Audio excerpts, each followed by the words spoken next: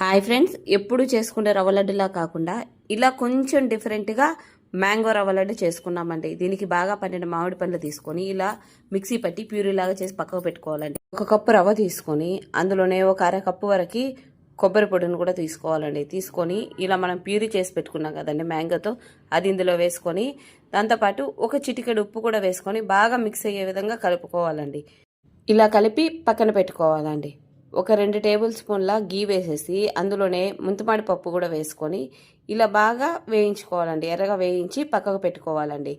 అదే కడాయిలో గీ ఉంటుంది కదండి, అందులోనే మనం ఆల్రెడీ కలిపి పెట్టుకున్నాం కదండి రవ్వ, అది ఇందులో వేసి బాగా కలుపుకోవాలండి. కంటిన్యూస్గా ఒక 10 to 15 మినిట్స్ కలుపుతూ ఉంటే ఇలా పొడి పొడిగా అవుతుందండి. అప్పుడు కొద్దిగా చల్లారిన తర్వాత ఒక అరకప్పు షుగర్ పౌడర్ వేసుకొని బాగా మిక్స్ చేసుకొని చల్లారిన తర్వాత ఇలా చిన్న చిన్న లడ్డూలా చేసుకోవడమే అండి. అంతే అండి, ఎంతో టేస్టీగా మ్యాంగో రవ్వ లడ్డు రెడీ అయిపోయిందండి. Thank you for